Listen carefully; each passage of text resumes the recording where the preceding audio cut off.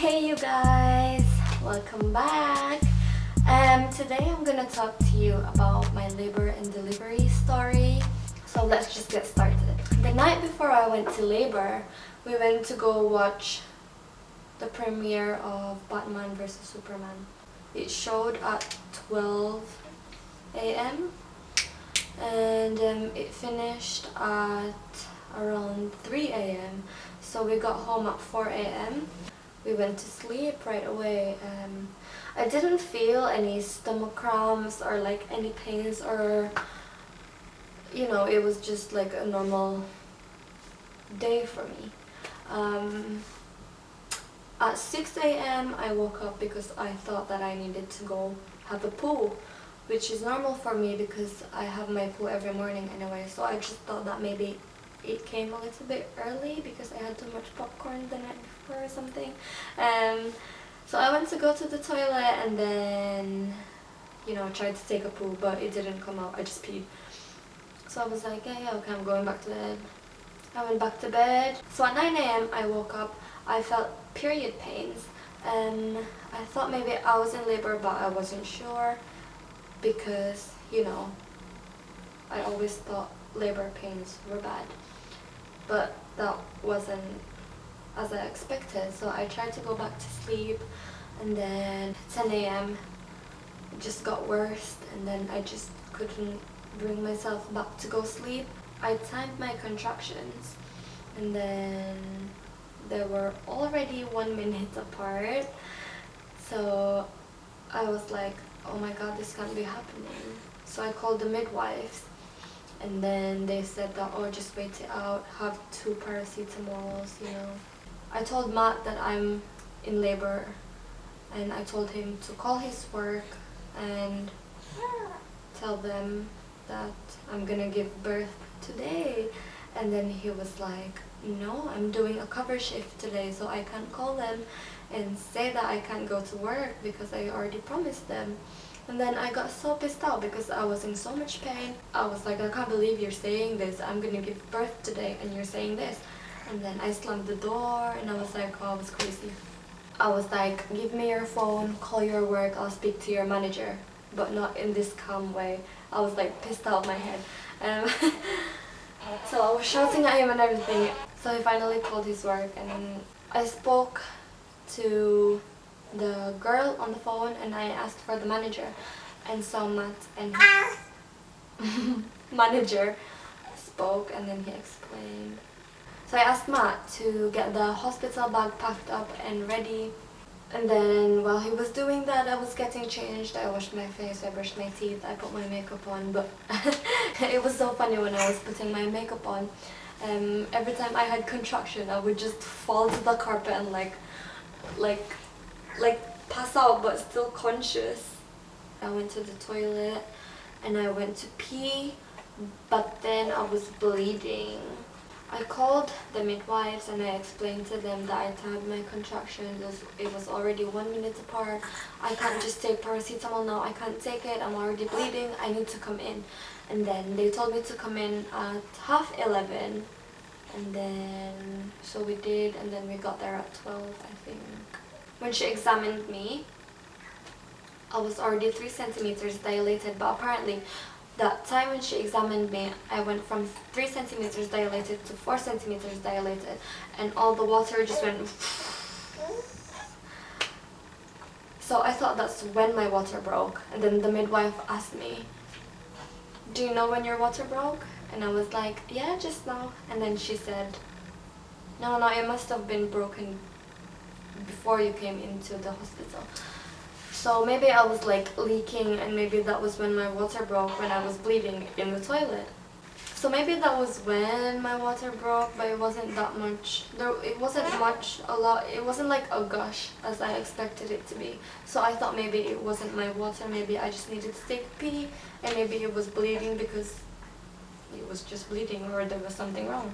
I was already 4 centimeters dilated then, and then when my water broke, the water that came out of me, it was brown, it was like gray. So the midwife told me that there was meconium, so that means just food inside of me. They had to take me to the birthing ward from there on a wheelchair because I was so weak to just go walk on my own. At the birthing ward, I was having contractions, and then, you know, they talked to me, but it was so hard to like communicate because I was out of it. It was too painful.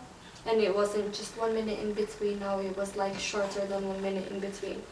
So they checked me again, and I was already 7 centimeters dilated. And then they just told me not to push, to just take gas and air, breathe in and out. And then before I knew it, I was already trying to push. But I wasn't sure if it was me trying to take the pain in or if it was me trying to push. First time I came into the hospital, I asked for the epidural, and then I think they went to go speak to the doctors for the epidural. And then when they moved me to the birthing ward, I was already 7 centimeters dilated. The doctor still wasn't there, and then I was still having just gas and air. And then Matt was holding the glass of water for me because when you're having gas and air, it makes your throat really dry. But I was in pain so much that I can't pick up the glass of water and just drink it by myself. The epidural guy came, the doctor came, and then he gave me a sheet of paper to read the pros and cons of having epidural, what could happen, side effects. And I was like, yeah, okay. So I was in so much pain that I felt that I was pushing. So I told them to just check me again. They didn't want to check me because they just checked me. I was adamant for them to check me because I couldn't take the pain any longer. And I felt that I was pushing. So they checked me, and when they checked me, I was already 9 centimeters dilated and his head was already sticking out. So they were helping me with the pushing. They were telling me that when you need to push, when you feel that you need to push, just do it. So that's what I did. I just pushed, and then by the end of it, when he was nearly out, they just told me to push. And I was so out of breath from pushing because I'm pushing for like 20 seconds straight, and I can't just inhale and push because every time I inhale, I feel like he would just come back inside. So I would just be like holding my breath while pushing at the same time. And they're telling you not to shout because they don't want you to waste your energy on shouting instead of focusing on just pushing, if that makes sense. And so by the end of it, I was pushing so much, and then he came out, and then they gave him a little wipe, and then they passed him on to me, and I felt like everyone in the room just disappeared. I was so speechless and I was so overwhelmed. I didn't know what to say. I just stared at him, and I was like, I expected to cry, but I didn't. But apparently Matt cried. I don't know, I was out of it. I was high on gas and air. I was feeding him for 45 minutes. He latched on pretty fine. While I was breastfeeding him, my dad and my 2 little sisters came because my dad drove all the way from Hull. They thought that I was still in labor, but obviously not. After 45 minutes of me feeding Tristan, I asked my dad to pick up the nurse and tell her that I finished breastfeeding. So she came in, and then she took Tristan onto the baby box bed kind of thing, and then she took his temperature. She gave him a vitamin K injection, and then she found out that Tristan was 1 temperature off the healthy temperature. So we had to stay overnight because of that, and apparently they have to teach me how to breastfeed. By the way, Tristan came out at around 3 p.m. So that was just 3 hours of active labor. And so the nurse took Tristan to the bed, you know, took his temperature, gave him the injection. I got up, I got showered, and then I had some food to eat because my dad brought some noodles, pancit. So yeah, I had that, and then the nurse came in and gave me a sandwich and some yogurt and some orange juice. By the time it was 5 p.m., they moved us to another ward And then they explained to us that, oh, we need to stay overnight. And we found out that Matt couldn't stay, so I got so pissed off because I'm so exhausted of labor, and then he's not allowed to stay overnight and help me with the baby.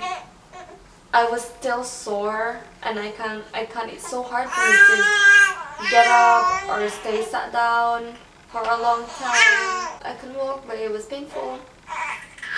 It was painful to go pee.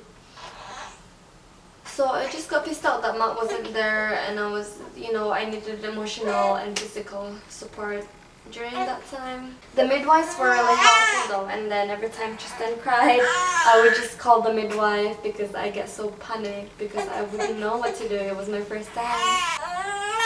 So thank you for watching, guys, and we'll see you soon on our next video. Bye!